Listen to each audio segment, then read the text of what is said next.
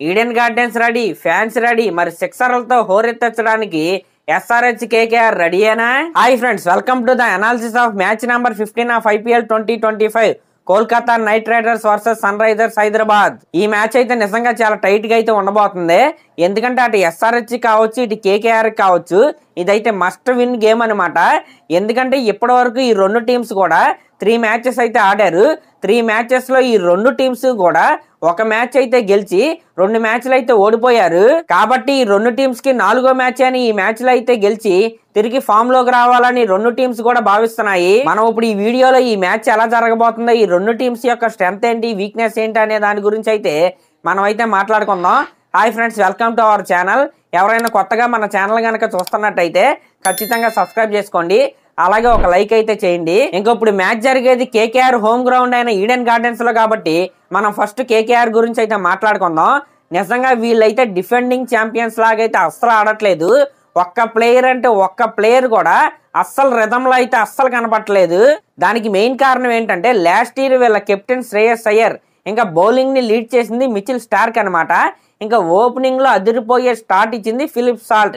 వీళ్ళ ముగ్గురిని కూడా వీళ్ళైతే వదిలేసుకున్నారు. అదే పెద్ద బ్లండర్ లాగా అయితే మారింది ఇప్పుడు. అలా అని కేకేఆర్ టీం మరీ అంత వీక్ గా అయితే కనిపించట్లేదు ఆన్ పేపర్ లో, కానీ గ్రౌండ్ లోకి వచ్చేపాటికి వీళ్ళైతే అస్సలు పర్ఫార్మెన్స్ అయితే అస్సలు ఇవ్వట్లేదు. మనం కేకేఆర్ బ్యాటింగ్ లైనప్ గనక చూసుకుంటే ఓపెనర్స్ గా డికాక్ అలాగే నారాయణ అయితే వస్తారు. 1 డౌన్ లో కెప్టెన్ రహానే అయితే వస్తున్నాడు. 2 డౌన్ లో వెంకటేష్ అయ్యర్ కి బదులుగా లాస్ట్ 2 మ్యాచ్ల్లో కూడా రఘువంశీని అయితే దింపారు. దాని తర్వాత వెంకటేష్ అయ్యర్ అయితే వస్తున్నాడు. దాని తర్వాత మన రింకు సింగ్ అయితే వస్తున్నాడు. దాని తర్వాత రసూల్ వస్తున్నాడు. రమన్దీప్ సింగ్ అయితే వస్తున్నాడు. ఈ విధంగా ఆన్ పేపర్ లో ఈ బ్యాటింగ్ లైనప్ అనేది చాలా స్ట్రాంగ్ అయితే కనపడుతుంది, కానీ పర్ఫార్మెన్స్ అయితే నిల్ అనమాట. ఈ బ్యాటింగ్ లైనప్ లో ఇప్పటి వరకు రహానే కావచ్చు, డికాక్ కావచ్చు, నారాయణ కావచ్చు, రఘువంశీ కావచ్చు, ఒక్కొక్క మ్యాచ్ అయినా కొద్దిగా పర్ఫార్మెన్స్ అయితే ఇచ్చారు. ఇంకా ఈ కేకేఆర్ బ్యాటింగ్ లో కీలకమైన ప్లేయర్స్ అయినా మన రింకు సింగ్ కావచ్చు, రసూల్ కావచ్చు, వెంకటేష్ అయ్యర్ కావచ్చు మినిమం పర్ఫార్మెన్స్ కూడా ఇవ్వట్లేదు.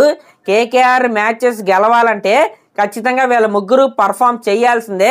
అది జరిగినప్పుడే కేకేఆర్ బ్యాటింగ్ అనేది స్ట్రాంగ్ అయితే మారిద్ది. మీరు గతంలో చూసుకుంటే రసూల్ రింకు సింగ్ కాంబినేషన్ ఏదైతే ఉందో అది డెడ్లీ కాంబినేషన్ అనమాట. వీళ్ళిద్దరూ కూడా గతంలో కేకేఆర్ కి చాలా మ్యాచెస్ అయితే కొట్టారు.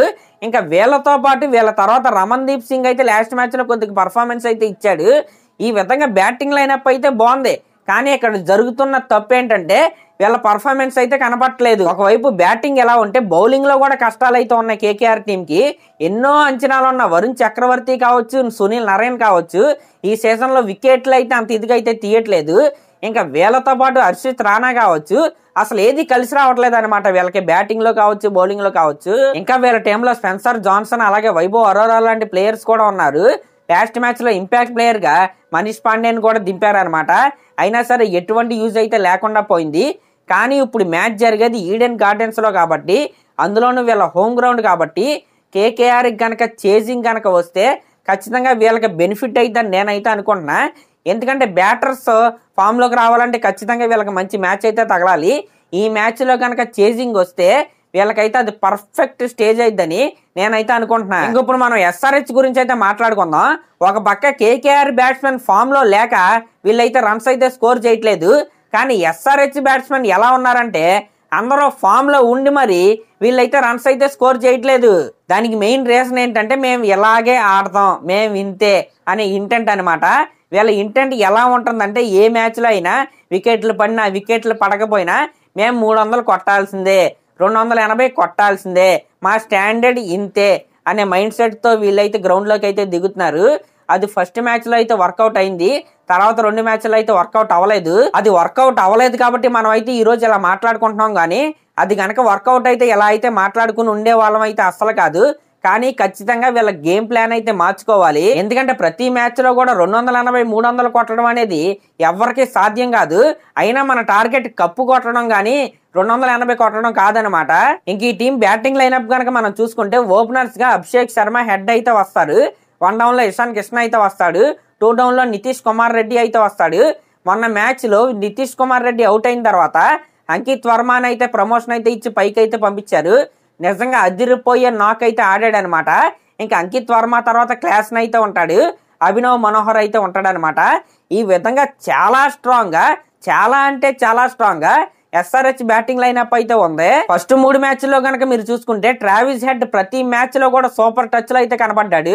అభిషేక్ శర్మ ఇంకా టచ్ అయితే రాలేదు, కానీ ఈ ఈడెన్ గార్డెన్స్ పిచ్ లో ఫామ్ లోకి వచ్చే అవకాశాలు అయితే చాలా బాగా కనపడుతున్నాయి. ఇంకా 1 డౌన్ లో వచ్చిన మన ఇషాన్ కిషన్ తన పేరుకు తగ్గట్టుగానే ఆడుతున్నాడు. అయితే హిట్ లేకపోతే ఫట్ అనమాట. ఫస్ట్ మ్యాచ్ లో సెంచరీ కొట్టాడు, దాని తర్వాత 2 మ్యాచ్లు చూశారు కదా, ఆయన ఆట తీరు అలాగే ఉంటది. ఇక దాని తర్వాత నితీష్ కుమార్ రెడ్డి కూడా మంచి టచ్ లోనే ఉన్నాడు. అఫ్ కోర్స్ లాస్ట్ మ్యాచ్ లో డక్అవుట్ అయితే అయ్యాడు, కానీ వెరీ గుడ్ ఫామ్ లో అయితే ఉన్నాడు. అంకిత్ వర్మ మంచి టచ్ లో ఉన్నాడు. నిజంగా అంకిత్ వర్మ అయితే ఎస్ఆర్హెచ్ కి దొరికిన బంగారం అని నేనైతే చెప్తాను. ఎందుకంటే కొలాప్స్ అయితే ఆపాడు లాస్ట్ మ్యాచ్ లో. అంకిత్ వర్మ లేకపోయి ఉంటే ఇంకా దారుణమైన ఓటమిని అయితే ఎస్ఆర్హెచ్ అయితే చూసేది. ఇంకా అంకిత్ వర్మ తర్వాత క్లాస్ అయితే ఉన్నాడు. ఈ విధంగా బ్యాట్స్మెన్లు అందరూ కూడా ఆన్ పేపరే కాదు, వీళ్ళందరూ కూడా ఫామ్ లో ఉన్న వాళ్ళే ఫస్ట్ మ్యాచ్ లో అందరూ పర్ఫార్మెన్స్ అయితే ఇచ్చారు. దానికి మెయిన్ కారణం ఏంటంటే వీళ్ళ మైండ్ సెట్. వికెట్లు పడుతున్నప్పుడు ఖచ్చితంగా ఆచితూచి అయితే ఆడాలి. 1 ఓవర్ 2 ఓవర్ డాట్లు అయినా సరే తర్వాత కొట్టే సత్తా అయితే ఈ బ్యాట్స్మెన్లకి అయితే ఉంది. వీళ్ళు దాన్ని అయితే మర్చిపోయి వికెట్లు పడినా సరే మాకైతే సంబంధం లేదు అన్నట్టుగా ఊపుతానే ఉంటున్నారు. అఫ్ కోర్స్ అది తప్పని నేనైతే అంటలేదు, వీళ్ళ బలం కూడా అదే. కానీ మ్యాచ్ సిచ్యువేషన్ కూడా కొద్దిగా రీడ్ చేసుకుని కనుక ఆడితే ఎస్ఆర్హెచ్ బ్యాటింగ్ లైనప్ ని కొట్టే టీం అయితే లేదు. ఇంకా ఎస్ఆర్హెచ్ బౌలింగ్ కనుక మనం చూసుకుంటే ఫస్ట్ 3 మ్యాచ్లు కనుక మీరు చూసుకుంటే చాలా అంటే చాలా వీక్ గా అయితే కనబడుతుంది. షమీ కావచ్చు, కమిన్స్ కావచ్చు, సిమర్జీత్ సింగ్ కావచ్చు, హర్షల్ పటేల్ కావచ్చు, జంపా కావచ్చు, ఎవ్వరూ కూడా రన్స్ అయితే ఆపలేకపోతున్నారు. వికెట్లు అంటే అప్పుడొకటి పడుతున్నాయి, కానీ రన్స్ అయితే భారీగా అయితే లీక్ చేస్తున్నారు. ఇంకా లాస్ట్ మ్యాచ్ లో వీళ్ళకి జేసన్ లాంటి మంచి స్పిన్ బౌలర్ అయితే దొరికాడు. ఇంకా కొంతమంది ఇంపాక్ట్ ప్లేయర్స్ అయితే ఉన్నారనమాట ఈ టీంలో. సచిన్ బేబీ కావచ్చు, ఇంకా ఆ తర్వాత ఐడే కావచ్చు, ఇంకా కమిందు మెండిస్ కావచ్చు, ఇలాంటి మంచి మంచి ప్లేయర్స్ అయితే ఉన్నారు. మరి ఈ ప్లేయర్స్ ని ఎప్పుడు ట్రై చేస్తారో మనం అయితే చూడాలి. అభినవ్ మనోహర్ ప్లేస్ లో సచిన్ బేబీని అయితే ఆడిస్తే బాగుంటదని నేనైతే అనుకుంటున్నా. ఈ విధంగా 2 టీమ్స్ కనుక మనం చూసుకుంటే ఫస్ట్ 3 మ్యాచ్లు బట్టి చూసుకుంటే ఎస్ఆర్హెచ్ బ్యాట్స్మెన్ అయితే ఫామ్ లో ఉన్నారు. బౌలింగ్ అయితే కొద్దిగా వీక్ గా అయితే కనబడుతుంది. కేకేఆర్ అయితే అటు బ్యాటింగ్ లోను బౌలింగ్ లోను వీక్ గా అయితే కనబడుతుంది. ఈ మ్యాచ్ జరిగేది ఈడెన్ గార్డెన్స్ లో. ఇప్పటివరకు అక్కడ 94 ఐపీఎల్ మ్యాచ్లు అయితే జరిగాయి. దగ్గరగా 58 సార్లు సెకండ్ బ్యాటింగ్ చేసిన వాళ్ళే గెలిచారు. ఎందుకంటే దానికి కారణం ఆ గ్రౌండ్ చిన్నగా ఉంటది, బ్యాట్స్మెన్లకి హెవెన్ అనమాట. లాస్ట్ ఇయర్ మీరు చూసుకుంటే కేకేఆర్ మీద పంజాబ్ వాళ్ళు 1 ఓవర్ అయితే మిగిల్చి 262 అయితే చేశారు. ఈ ఐపీఎల్ లో ఫస్ట్ మ్యాచ్ మీరు చూసుకున్న ఆర్సీబీ వాళ్ళు 170+ టార్గెట్ ని 16 ఓవర్స్ లో అయితే కొట్టేశారు. కాబట్టి అటు నుంచి ఇటు చూసుకున్నా, ఇటు నుంచి అటు చూసుకున్నా చేజింగే బెస్ట్ అనిపిస్తుంది. ఒకవేళ ఫస్ట్ బ్యాటింగ్ ఎవరికి వచ్చినా సరే భారీ స్కోర్ అయితే చేయాల్సిందే. ఈ విధంగా 2 టీమ్స్ కి కూడా లూప్ హోల్స్ అయితే ఉన్నాయి. ఇక్కడ ఎస్ఆర్హెచ్ బ్యాట్స్మెన్ కి మెయిన్ టెస్ట్ ఎవరంటే వరుణ్ చక్రవర్తి, సునీల్ నారాయణ్. వాళ్ళని ఎంత బాగా ఆడితే వీళ్ళు అంత పెద్ద స్కోర్ అయితే చేస్తారనమాట. మరి ఇదనమాట ఈ 2 టీమ్స్ అయితే ఇలా ఉన్నాయి. మరి ఈ 2 టీమ్స్ లో ఏ టీం గెలిచిద్ది అనుకుంటున్నారో మీరైతే కామెంట్ చేయండి. అలాగే మన ఛానల్ కనుక ఫస్ట్ టైం చూస్తున్నట్టయితే ఖచ్చితంగా సబ్స్క్రైబ్ చేసుకోండి. Thank you.